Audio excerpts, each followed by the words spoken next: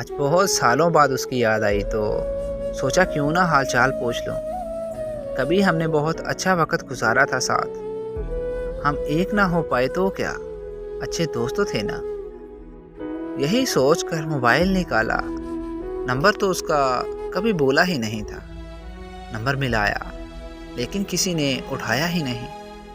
मैंने सोचा 5 साल बाद भी उसकी आदत गई नहीं मोबाइल साइलेंट पे रखने की।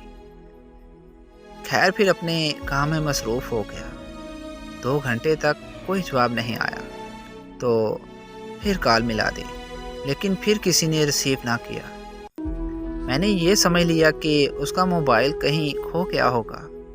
मैंने ये समझ लिया कि उसने अपना मोबाइल अभी देखा ही नहीं। मैंने ये मान लिया कि वो अनजान नंबर समझकर बात नहीं कर रही होगी, क्योंकि उसका आखिरी मैसेज था कि मैं तुम्हारा नाम अपनी ज़िंदगी और मोबाइल दोनों से मिटा रही हूँ। लेकिन नहीं, ऐसा कुछ नहीं था।